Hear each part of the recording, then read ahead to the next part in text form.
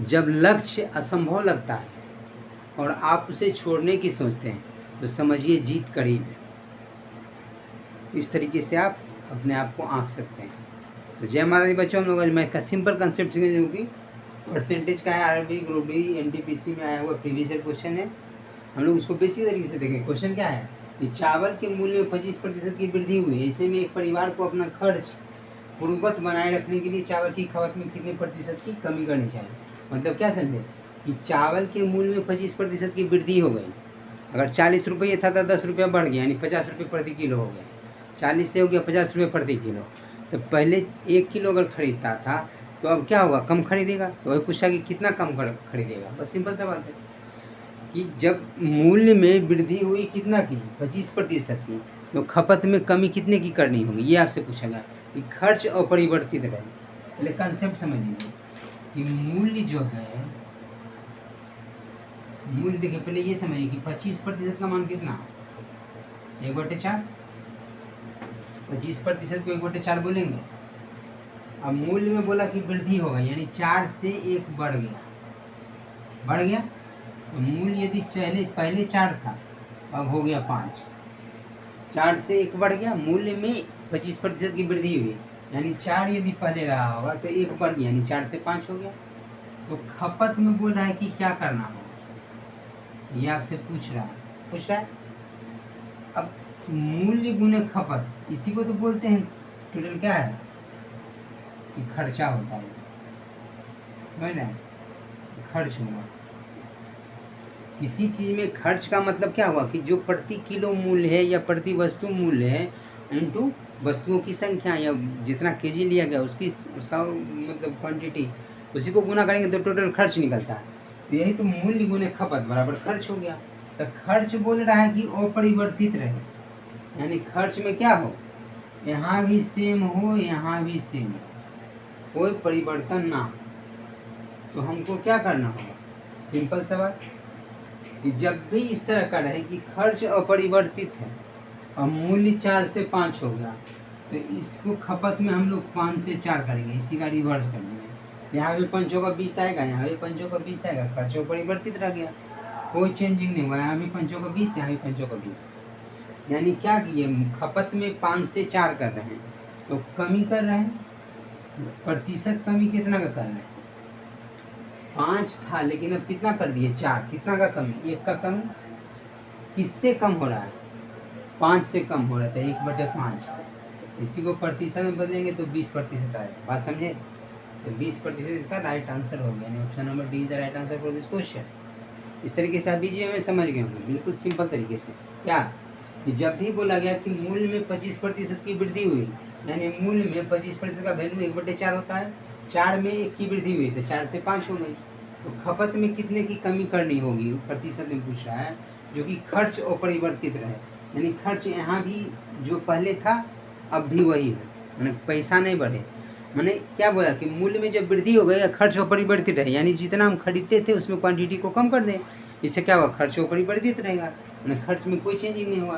तो वही बोला कि खर्च अपरिवर्तित रहे, तो बस इसका रिवर्स कर देते हैं कि मूल्य यदि 4 से 5 हो रहा है तो खपत 5 से 4 कर देंगे। तो यहाँ जो आएगा प्रोडक्ट यानी खर्चा जो आएगा वो अपरिवर्तित आएगा। बस इसी का कंसेप्ट लगा दिए, 4 से 5 यदि मूल्य में वृद्धि हो रहा है तो खपत में 5 से 4 की कमी होगा। तो 5 से 4 हुआ तो इसी का प्रतिशत कमी पूछ रहा है। तो कमी कितना का हो रहा है, 5 से 4 में 1 की कमी हो रहा है, इससे कमी हो रहा है तो 5 से कमी हो रहा है, 1/5 को बोलते हैं 20%। Is the right answer for this question. समझ गए होंगे। एक और कंसेप्ट समझते हैं। देखो बच्चों, सिंपल सी बात है, मूल्य में बोला गया 25% की वृद्धि हुई। आप ऐसे भी सोच सकते हैं, यदि मूल्य पहले 100 रुपया था तो 25 बढ़ गया, यानी अब 125 रुपये प्रति हो गया। तो बोल रहा है कि ऐसे में परिवार को अपना खर्च पूर्ववत बनाए रखने के लिए चावल की खपत में कितने प्रतिशत की कमी करनी चाहिए। तो कमी कितने की करनी चाहिए, तो बस इसी का रिवर्स, यानी 100 से 125 हुआ तो 125 से 100 कर देंगे। तो कितना का कमी होगा, यहाँ देखिए, और प्रतिशत कमी पूछ रहा है, प्रतिशत कमी हमको निकालना है, तो कितना की कमी करेंगे, 125 से 100 करने के लिए 25 की कमी कर रहे हैं। किससे कमी कर रहे हैं, 125 से कमी कर रहे हैं, तो 25/125 प्रतिशत में बनाने के लिए 100 से गुना, 25 × 25 से 5 से 20 × 100, यही आ गया 20%। इधर फाइनल आंसर और तो दिस क्वेश्चन इस तरीके से करेंगे। जब भी इस तरह का रहेगा तो 100 से 125 हो रहा तो 125 से 100 कर देंगे। खर्च अपरिवर्तित रहेगा इस कंडीशन में, इसलिए ये कंडीशन याद रखना। तो कितना आ गया, कमी प्रतिशत कमी 20%। जिससे उसी टाइप का क्वेश्चन है कि चीनी के मूल्य में 20% की वृद्धि होती है, एक गृहिणी चीनी की खपत में कितने प्रतिशत की कमी करे कि खर्च अपरिवर्तित रहे। गृहिणी मतलब समझ रहे ना, गृहिणी मतलब बोलते हैं घर की लक्ष्मी को, मतलब गृहिणी जो होती है वो चीनी की खपत में कितने प्रतिशत की कमी करे कि गृहिणी को खर्च में कोई असर ना पड़े। तो सिंपल सा क्या तरीका है कि 20% की वृद्धि हो रही है, यानी 100 से 120 हो रहा है, 100 से 120 हो रहा है। बस कमी क्या पूछ रहा है कि कमी करें, तो 120 से 100 होने के लिए हमको क्या करना होगा, प्रतिशत कमी जो पूछ रहा है तो हमको करना क्या होगा, 120 से 100 होने के लिए कितना का कमी हो रहा है, 20 से कमी हो रहा है। 120 से 100 होने के लिए 20 का कमी हो रहा है। किससे कमी हो रहा है, 120 से। 120 से कम हो रहा है तो 20/120, अब इन्हें 100 कर दो प्रतिशत में बदलने के लिए, बस आ गया।